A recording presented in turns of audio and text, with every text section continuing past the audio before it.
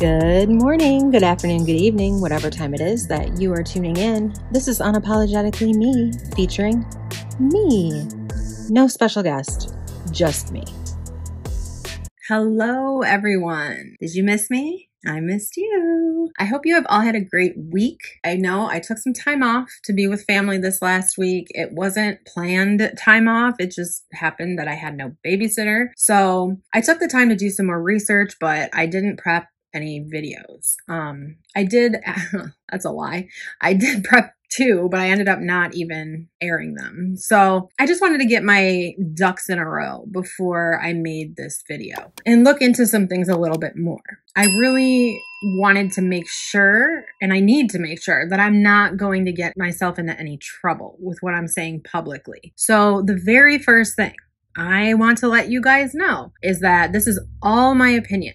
It is based off of research that I have done. It's also based off of the information that I have provided to you so far in all of my prior videos. And you can also find even more information on my more recent videos on a blog titled Chris's Substack. The link will be in the description box below. It is outsidethecave.substack.com. So I told you in the last video that we were going to go into some motives. So many people have been asking about theories and why would this charade be executed, or why would there be a cover-up? The first thing that I think is very important to understand is that Lancashire is considered to be the organized crime capital of the UK. There are many different ties to organized crime on all different levels within Lancashire. Many will not take my word for it, and for that reason, I think it is important that we start with the information that I have found on Lancashire in particular. And then I will talk about how there are possible tie-ins to the Nicola Bulley case. I want to let everyone know, in case we have new people in here, as we usually tend to get with each new video, I do get some new viewers. And if you don't know how I do things by now, my videos don't always end the way they begin. I'm giving you information and explaining throughout the video how everything kind of ties together. So if you only listen to the beginning, you may not get the full effect of what I'm trying to say. My goal is to spread awareness about this case and everything that I have learned about it so that the people that are able to do something can do something. Because it is to my knowledge and understanding that anyone outside of the immediate area has no complainant status whatsoever, and any emails or correspondence of concern will either be ignored or politely swept under the rug. I have always said that an independent investigation needs to be conducted by an unbiased party. But in order for that to happen, we have to state the reasons why this is necessary, and we have to back these reasons up with facts. I am somewhat limited in what I can publicly say on my channel at the risk of being shut down or even sued. So I may word things carefully in order to protect myself, but I can assure you that there is enough information within my videos for you to do your own research, form your own opinion, and then do whatever it is you feel you need to do to seek justice for Nikki. Every video that I put out has a description box below where there are links that correspond with the video where you can find other information in greater depth. That being said, I don't want to waste anybody's time, so let's get into today's video. Keeping in mind that everything we've seen thus far has been a show, let's get into what possible motives could be. Starting with the area of Greater Lancashire and working inwards to St. Michael's-on-Wye, and then even more inwards to Nicola Bulley and Paul ANSELL. I will, of course, try to keep some of the more boring parts in this educational video entertaining, because we are going to go through a lot of things that some people may already know or not really care about. But the reason that I'm giving you all of this information is because it's important. If it wasn't, I wouldn't go through it. Lancashire is a ceremonial county in northwest England. It borders Cumbria to the north, North Yorkshire and West Yorkshire to the east, Greater Manchester and Merseyside to the south, and the Irish Sea to the west. The largest settlement is Blackpool, and The county town was the city of Lancaster until 1974, when it became Preston. Lancashire was founded in the 12th century, and much of what would become of the county is treated as part of Yorkshire and Cheshire. This changed during the Industrial Revolution, when the country rapidly industrialized. By 1971, Lancashire had a population of 5,118,405, which made it the most heavily populated county in the United Kingdom after Greater London. During the 20th century, the county became increasingly urban, with Warrington, Blackpool, and Southport becoming county boroughs with many boundary extensions. The borders around the Manchester area were particularly complicated, with narrow protrusions of the administrative county between the county boroughs. Lee's urban district formed a detached part of the administrative county between Oldham County Borough and the West Riding of Yorkshire. The three main rivers in Lancashire are the Ribble, Wyre, and Lune, which all drain west to the Irish Sea. If you want any more information about Lancashire, you can feel free to research it yourself. I'm only highlighting certain things for certain reasons, as it coincides with the remainder of this video. I know it's a lot. My videos are always packed with a lot, and I can't apologize. If you know, you know. Lancashire Constabulary is the territorial police force responsible for policing the ceremonial county of Lancashire in northwest England. As of September of 2020, the force has 3,088 police officers, 190 special constables, and 280 police community support officers, 300 police support volunteers, and 2,287 staff. After many complaints over a number of years over the crime-ridden state of Lancashire, it was decided in 1839 that a combined county police force was required to police the county. In the same year, the force was founded and Captain John Woodford was made chief constable with 2 assistant chief constables, 14 superintendents, and 660 constables. So as you can see, Lancashire has had issues with crime for decades upon decades upon decades. Again, you can go to Wikipedia or do your own research for more on Lancashire Constabulary. Organized crime is defined as a group of professional criminals who work together as part of a powerful and secret organization.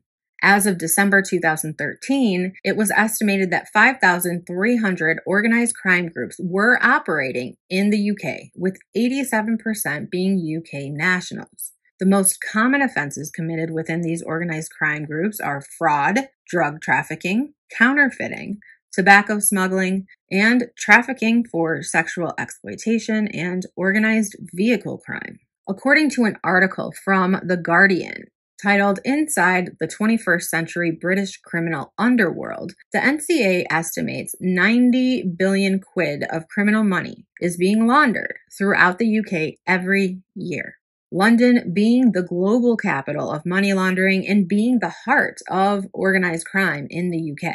In 2015, the NCA estimated that there were 4,629 organized crime groups in active operation, and those numbers have only climbed, and at present time are more around 5,500 or more active organized crime groups operating in the UK. It is a fact that crime is an essential part of the UK economy. Hundreds of thousands of jobs for not just professional criminals, but for police, prison officials, lawyers, court officials, and a security business that now employs more than 500,000 people. While Britain once dealt with a half dozen countries for their drug imports, they now deal with more than 30 countries. When you think of someone who is just graduating from high school, they have a choice of what they want to do with their life, right? And while many would seek employment in a trade, go to college, some may now find that drug dealing offers much better career prospects, especially for those who may not have the ability or finances to go to a trade school or attend university. And we're not talking just drugs and guns. British training channels now facilitate the trafficking of women from Eastern Europe and Africa for prostitution and children from Vietnam as low-level drug workers. Quote, The international nature of crime and technology are probably the two biggest changes, unquote, says Steve Rodhouse, who is head of NCAS operations. And what he means by this, in my opinion, is that the internet is now a major factor because it provides anonymity. And then we think about the dark web, which is selling 350,000 different illegal items at any given time. You can understand that technology has only further fueled the ability to gain members and to move product on a whole nother level. 60% of that 350,000 illegal items are drugs. The rest being anywhere from guns to porn to people. I think we have all heard at one point or another a horror story about the dark web or the deep web or whatever you'd like to call it. You name it, the dark web has it. One of the biggest groups of organized crime in the UK are the Albanian Mafia. Albania is the UK's largest cannabis producer. I could do several videos just on organized crime in Lancashire alone and the different organized crime groups located in the area. But you guys want to know, or need to know, I should say, how this correlates to the Nicola Bulley case. So let's keep moving forward. There are operations that are currently active that are cracking down on organized crime. We have Operation Jenga. We also have Operation Warrior. And you guys can feel free to research any of that on your own. There are more than 200 gangs actively involved in serious violence, child abuse, human trafficking, and drug dealing. And this information was taken from the National Police Database, mapping UK's 5,500 crime gangs, those of which combined 37,000 members. This is according to an article from Wigan Today titled Lancashire, Organized Crime Capital of the UK. According to the database numbers I just spoke of, Lancashire has a higher proportion of organized crime than anywhere else in the country, including Liverpool and Manchester. Lancashire County is considered the gateway for gangs in northwest crime hubs to pass through. I took a few screenshots of the area where drugs and guns were most likely being run and its correlation to Inskip, which is where Nikki and Paul lived. So while Inskip is a predominantly safe area to live, not too far away, we have organized crime taking place. And again, it's not just drugs and guns. Safer Lancashire Strategic Assessment added, quote, there has been an increase in intelligence reports and referrals regarding trafficking for sexual and labor exploitation, unquote. Lancashire has more than 145 organized crime groups per million living in the county. Merseyside is a close second, followed by Metropolitan Police in Cumbria. Now, some of you didn't need to know any of that because you already knew it because you've been doing your research after watching a lot of my videos, so I don't have to tell you twice. Lancashire is an organized crime hotspot, but some people just cannot wrap their heads around how big organized crime has become, and obviously not just in the UK, everywhere, all over the world. Don't even get me started on the US. I'd be canceled in a second if I gave my opinion on what my own country has been up to. The question is, how does all of this play a part? This was my first gut instinct that I had when I saw that DSI Rebecca Smith became head of the investigation. Because as most of you know, DSI Rebecca Smith is the head of organized crime and county lines in Lancashire. It is her specialty. It is what she does and deals with every single day. So when she was brought in on this case, I thought organized crime has got to play a part in this. But of course, Nikki, being just a regular woman, a regular mom, just doing her thing, trying to juggle going back to work, kids, the PTA, and just normal mid-40s female issues, I struggled to find a connection. And that struggle continues, to be completely transparent with you. I made a video about a possible theory that I had that maybe for her menopause symptoms, she wanted to use medicinal marijuana. Her sister had talked about how she liked a more natural approach rather than taking the hormone replacement therapy, which had all sorts of side effects that made it very difficult for Nikki to function the way she wanted to. And some people completely understood that concept, while other people jumped down my throat about it. But that's the theory that I had at that time, and I based that theory on facts. And if you want to check that video out, I can put the link right here. But I don't think that's the case anymore. It was just one of the first avenues I went down that could involve organized crime. Because when I talked about medicinal marijuana, I didn't mean dirt weed from a 14-year-old down the street. I'm talking medical grade marijuana, straight from the source. Anyway, the next route I took was money, finances. Were there outstanding debts? Were either Paul or Nikki involved in some type of loan situation where they maybe owed money? I looked at Companies House UK. I looked into businesses that were registered to certain individuals. And let me tell you, Companies House is a rabbit hole in and of itself. But let's talk about Paul ANSELL's business history again, because I do have a video all about that as well. But this time we're going to focus on Paul's connection to BAE Systems. Do you remember at the beginning of this video, I talked about how organized crime is an essential part of the UK economy and that it not only provides hundreds of thousands of jobs for criminals, but also hundreds of thousands of jobs for police, prison officials, lawyers, court officials, on and on and on, and a security business that now employs more than 500,000 people. Yes, I said a security business, as in one specific security business. And does anyone want to wager a guess as to what the name of that one security business is? Ding, ding, ding, ding. Did you say BAE Systems? You would be correct. It is, in fact, BAE Systems International, with 89,600 employees to date. BAE Systems is an international defense, aerospace, and security company with a mission to defend national security using breakthrough technology and intelligence solutions. Its goal is to improve security, defend freedom, and to make the world a safer place. Doesn't it sound wonderful? BAE Systems, with a 21 billion annual revenue, British multinational arms, security, and aerospace company, the largest defense contractor in Europe, and biggest manufacturer in Britain. I don't know how to say this word, this town, this place.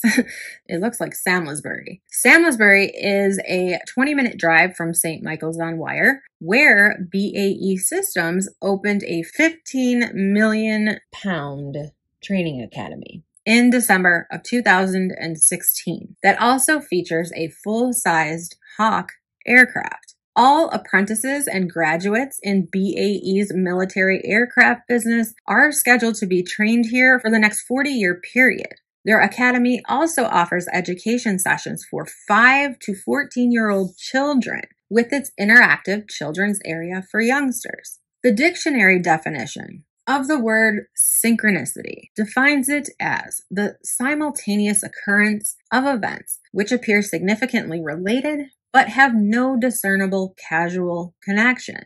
So, coincidences, in a sense. We have talked a lot about coincidences throughout the last several months now, which brings me back to Curtis Arnold of Curtis Media. Now, just bear with me. It may feel like we're jumping around, but I assure you this all ties in at the end, okay? Curtis Arnold always being at the right place at the right time.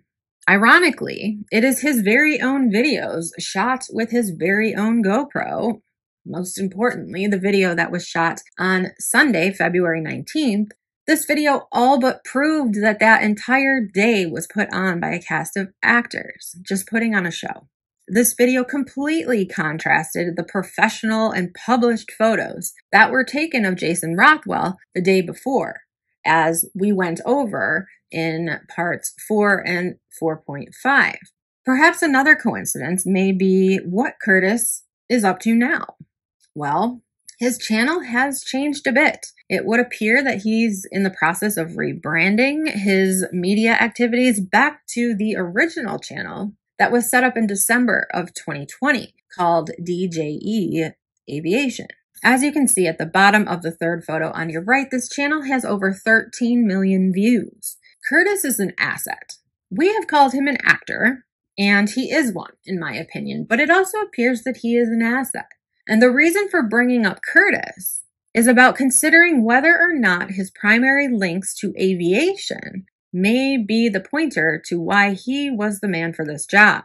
Acting as controlled opposition, supporting mainstream Sky News reporter Inzamam Rashid in his lead role, fronting up the media deception throughout the entire investigation, including the big finale on Sunday, February 19th. Now, let's talk about Veronica Clayson and Claire Chesham. You remember these two witnesses from the inquest, Claire Chesham being one of the key witnesses, the last one to see Nikki alive. Veronica Clayson, who is also known as Nancy, was the witness who, in my opinion, wasn't a witness to anything, but she was the witness that heard the alleged scream at 9:50 a.m., which, in my opinion, never happened, as I stated in a prior video. That scream was heard by Helen O'Neill at 9:35 a.m. She testified to that time. She also testified that she saw a white van shortly after she heard the scream. It was printed in the media that Helen O'Neill wasn't sure about the time. Now, they didn't actually say those words, but they said she heard the scream somewhere between 9:34 and 9:55 a.m.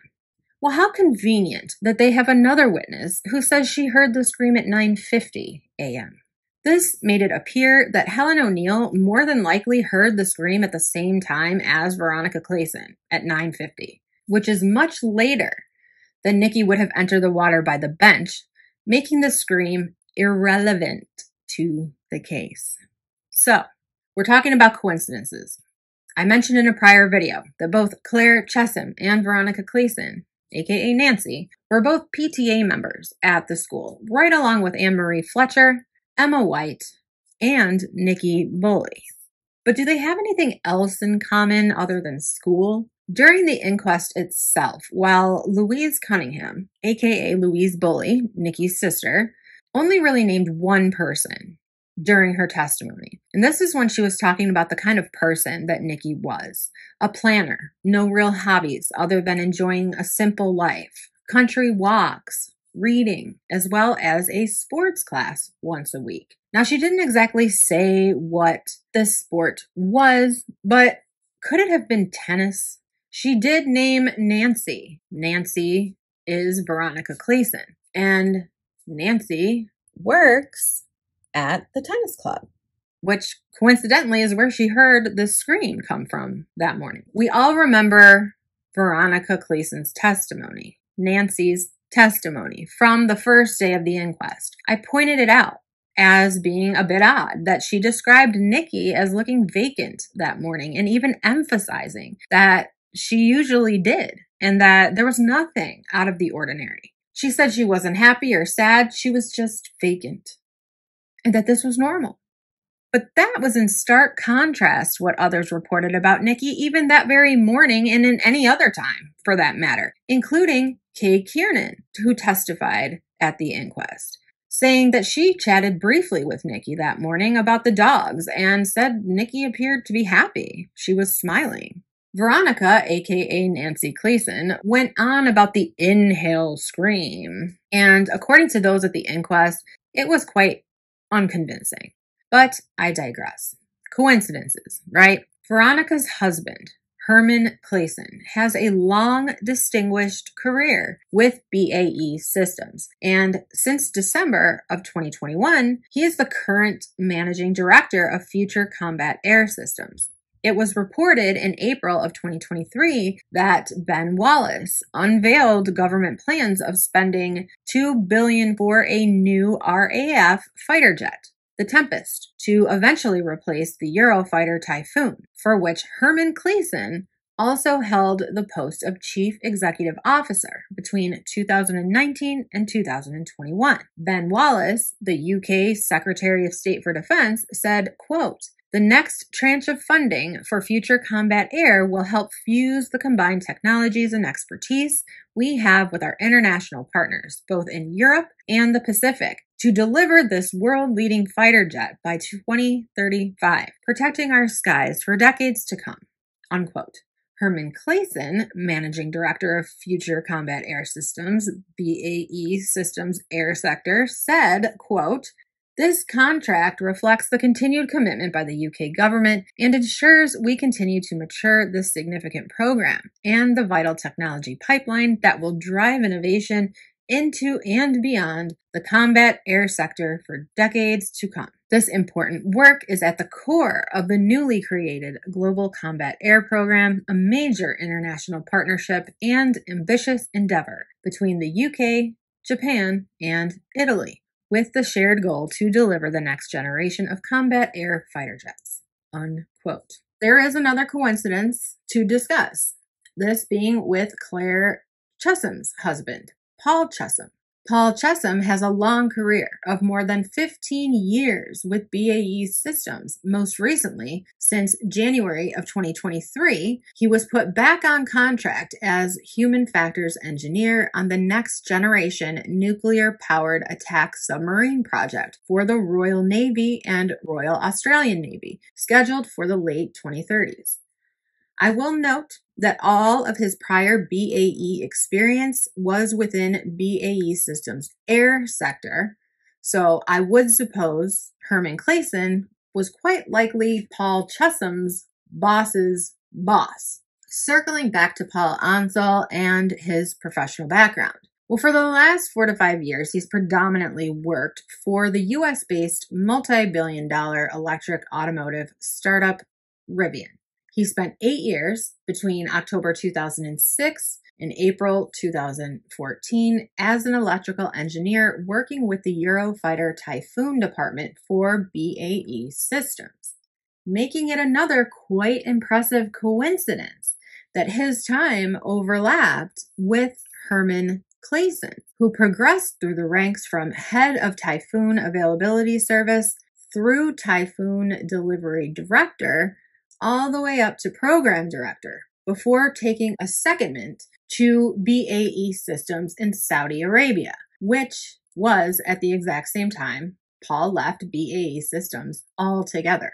Also, during early 2014, Paul Chessum was Human Factors Section Lead as part of the Typhoon cockpit design team, which he carried on for a further 6 years until 2020. Incidentally, Paul ANSELL set up his first limited company called ANSELL Engineering Limited in May of 2014 upon leaving BAE Systems. And we looked into this company, and it appeared to have mostly sustained modest net liabilities until it was eventually dissolved in February of 2019.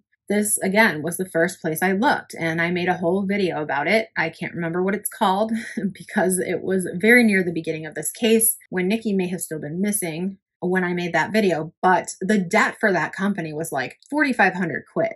Nowhere near, in my opinion, a reason to take your wife out for a life insurance policy, which is at the time what people were thinking and still to this day have been thinking. In another video, we talked about Ernest Bulley, Nikki's father, and his, in my opinion, very shady looking business called Essex Freight Services Limited. I went into how this website looked like it was created as a class project for an 8th grader, just learning how to build a website. I'll leave you to look that up for yourself and decide for yourself what you think about it. I would think over the years this website would have been upgraded at some point if it were a legitimate business, being that I get it, editing is difficult, and if he being Ernest, put this website together himself, that could explain it. Yet, over the years, this website has remained the same tacky and shady looking website. It was noted at the inquest that Ernest Bulley appeared to have a warm, close, professional relationship with DSI Rebecca Smith, which suggests that this year may not have been their first encounter. Is there a larger connection there? If there is, I would have to say that's pretty unsettling, knowing the callous deception orchestrated by DSI Smith as a senior investigating officer of his own daughter's disappearance and subsequent death. So we talked about the Claysons, and through Veronica Clayson, aka Nancy, we know that St. Michael's on Wire Primary School, we're looking into BAE Systems' 6-week engineering course costings, which I can only presume this was offered by BAE Academy for Skills and Knowledge. what we talked about earlier for the children 5 through 14 years of age. And this was back in January of 2019. But whether anything further ever came of that is unknown. I also mentioned that Nikki was on the PTA with these women, and she had always been on the school PTA since the beginning of the academic year in 2018, when her eldest daughter started at the school. She also volunteered to be a year 1 class rep. I think it should be noted that it's pretty crazy that no one ever mentioned this in regards to Nikki's character and who she was as a person, especially when they spoke about her as a devoted and loving mother to her 2 daughters. Going on the school's website, I was able to capture just a couple screenshots of photos of Nikki and Paul at school events. Nikki's involvement is evident by more recent time, or minutes as they gauge it, in this school's annual general meeting in October of 2022, which Nikki attended. These minutes also noting her as year 1 class rep for her youngest, while Claire Chesham is the year 5 class rep. It's reasonable to assume that Nikki didn't pick her children up from school for an ominously scheduled Friday the 13th, January 2023 PTA meeting, since her absence was noted in these minutes. But what's even more curious is that there's a replacement noted for Nikki as year 1 class rep without so much of a mention as to why. That is something that I noted when I went through the school's website. And while there are Bible quotes here or there about grief, nothing on that entire school site has any type of memorial for Nikki or her children or the family. It's just really weird to me. It's like Nikki was there and she was a part of the school in a pretty big way, and then she was just replaced and nothing was ever said. You can argue that they wanted to keep a low profile as they are a primary school, but come on. Everybody knows about Nicola Bulley, and they can't even memorialize her on their own website for her children's benefits. I also mentioned Emma White and Anne-Marie Fletcher, who are school governors. Anne-Marie Fletcher, a foundation governor from November 2022, and Emma White, who attracted so much attention during the investigation itself, and who since September of 2019 is also parent governor and currently vice chair for the school.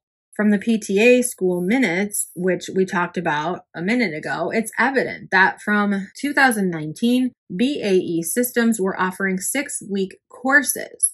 But as Europe's largest defense contractor, I cannot be sure what their connection would be with primary education. Veronica Cleason and Claire Chesham are involved through PTA and as class reps. Everything together, in my opinion, is suggestive of St. Michael's on Wire as a microcosm, encapsulating something so much larger that isn't readily visible at the surface. Just picture the sleepy little village of St. Michael's on Wire, encapsulated within a snow globe. This teeny tiny village is a microcosm of the actual village itself. And is it a coincidence that both of the husbands of Claire Chesham and Veronica Nancy Cleason joined BAE Systems the very same year as Paul ANSELL joined in 2006? Paul ANSELL working there for 8 years before setting up his first limited company, ANSELL Engineering Limited, which he later applied to be struck off in November of 2018. While these 2 respective husbands mentioned remain at BAE Systems in senior roles to this very day. You cannot ignore the synchronicity, the uncanny coincidences. And then we have Rupert Fletcher, who remains an enigma in all of this, and he's a very important piece of this puzzle. But we haven't the first clue as to what his background is. But we do know he's been involved since day one with the appeal for the mystery lady in red, aka Christine Bauman, who is no mystery at all. In fact, she is friends with his wife, Anne-Marie. And not only that, she walks her dog past Rupert Fletcher's house every single morning at the exact same time with her dog. Ben Wallace, Secretary of State for Defense of the United Kingdom since July of 2019. His background includes 7 years as an Army officer with the Scots Guards, Then he spent nearly 2 years overseas as a director working with security and intelligence customers before becoming the House of Commons MP for Wyre and Preston North, which is where he remained for 18 years. He was appointed Minister of State for Security in July of 2016, dealing with all matters such as national security, intelligence, organized crime, and money laundering, a position he held for 3 years before promotion to his current role as Secretary of State for Defense. He is obviously exceptionally well qualified for the current money laundering activities and US-UK proxy war against Russia and Ukraine. Again, if you know, you know. Remember my Fitbit video where I talked about a blog that a woman by the name of Mickey wrote? She also wrote a letter to Ben Wallace, which I did talk about, and the links are in the description box of the Fitbit video. Mickey wrote to him about her findings and her experiment. And she was told by Ben Wallace himself that he would love to help her with her concerns, but due to the fact that she is not a Wyre constituent, he can't help her specifically. Is it yet another coincidence that less than a week after that letter, Ben Wallace is being quoted around media outlets as not being a quote-unquote Amazon delivery service for weapons? And then his subsequent announcement confirming that he has decided to stand down from his post and leave politics altogether? I am nearing the end of this video now, and as you probably noticed, I did not directly give a motive, keyword being directly. There are still many pieces of the puzzle that need to be put together in order to really know what happened here, because there are so many entities involved and so many connections and so many coincidences. I am giving you all of the information that you need, however, to look into things for yourself and decide what to believe. I'm going to end this video with a quote from Michaela Lanier, aka Nikki. Here's what Mickey said. Quote, "I am calling on Wyre constituents and other concerned UK citizens to act. It's time for us to gather all the research and data that we have on Nikki's case, not just related to the Fitbit, and bring them to the attention of MPs, the IOPC, the College of Policing, investigative journalists, and anyone else who has a big enough voice to turn our concerns into action." Unquote. This is the quote of hers that I read and instantly went into sharing her Fitbit information. There are people working behind the scenes to create a group for factual information to be sent to and through the proper channels. And I don't mean YouTube channels. I, of course, will keep you updated. My theory still has a lot of holes. There's a lot of gaps left to fill within the theory that I have. But to put it plainly, I will just say a famous quote. It's just a mere 7 words. Money is the root of all evil. Talk to you guys on the next one. Please be safe, be healthy, be happy. Most of all, be unapologetically you. Stand up for what you believe in. Use your voice, and don't let anybody ever tell you who to be and what to think. Bye-bye.